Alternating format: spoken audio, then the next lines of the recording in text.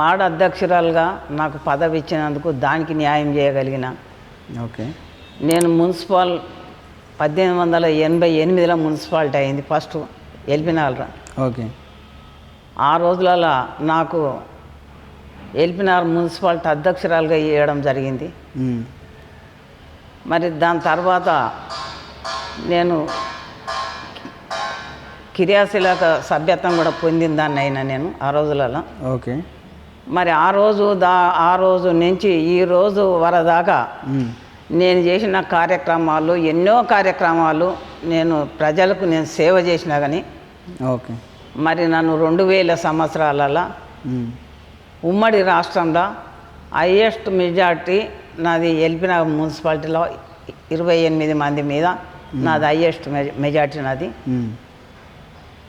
మరి నేను కౌన్సిలర్గా గెలవబడ్డా. నేను ఈశ్వరమ్మ యాదవ్ కౌన్సిలర్ అయిన తర్వాత మొత్తం ప్రతి కాలనీలో కూడా వార్డు మొత్తం కవర్ చేస్తూ ఇవాళ లైట్లు వేయించింది అనేది ఒక పేరు ఉంది.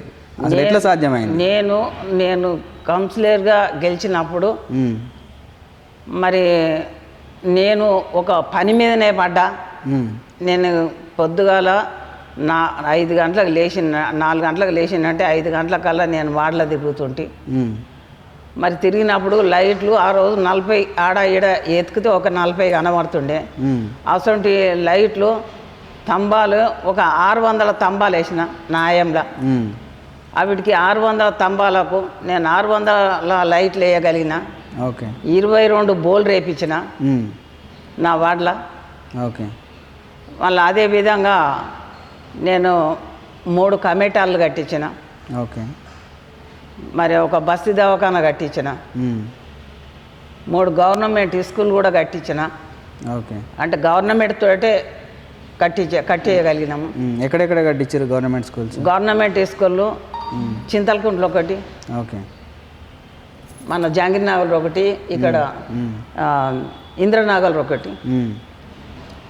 పోతే జడ్జెస్ కాలనీలో కూడా నేను ఏర్పాటు చేసిందే కానీ తర్వాత వేరే కార్పొరేటర్ టేకప్ చేసాడు. అది కూడా నేనే చేయగలిగిన. ఓకే. మరి నేను కార్పొరేటర్ ఉన్నప్పుడే నేను ఎన్నో గుళ్ళు కట్టిన. అంతకు ముందే కట్టిన కొన్ని, తర్వాత కూడా కొన్ని కట్టినాం.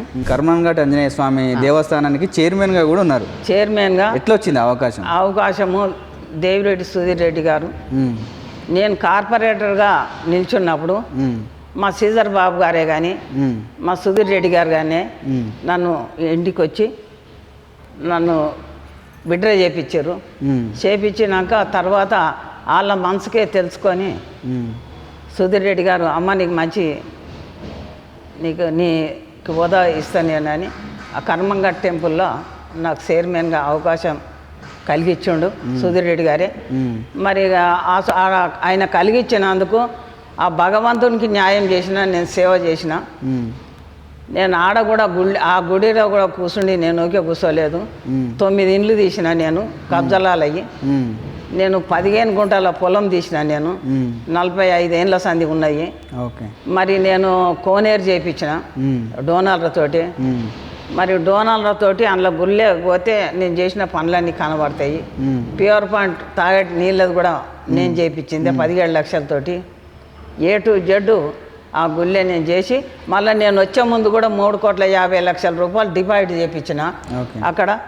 మళ్ళీ ఆడికెళ్ళి మళ్ళా రేవంత్ రెడ్డి మరి అన్ని 2 రాష్ట్రాలలో ఈశ్వరమ్మ అంటే గుర్తుపట్టని మంత్రి లేడు, గుర్తుపట్టని 4 సీఎంలు కూడా నన్ను గుర్తుపట్టడం వాళ్ళు ఎవరు లేరు.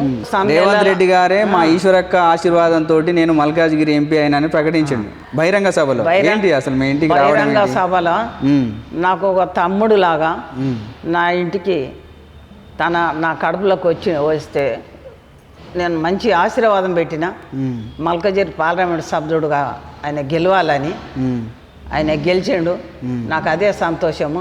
అది కూడా నేను ఏ రకంగా ఆశీర్వాదం ఇచ్చినో ఆయన మనసులో నిండుగా ఉంది. నా తోడబుట్టు, నేను అదే రకంగా భావించి ఆయన కూడా నన్ను ఒక అక్క ఈశ్వరక్క లాంటి వాళ్ళు ఎంతో మంది ఆశీర్వదించి మల్కాజ్గిరి పార్లమెంట్ సభ్యుడిగా నన్ను గెలిపించి ఎక్కడెక్కడ ఉన్న యాదవులు కూడా చాలా వాట్సాప్లలో పెట్టుకున్నారు. చాలా అది హైలైట్ కూడా వాళ్ళకు చాలా సంతోషం కలిగింది.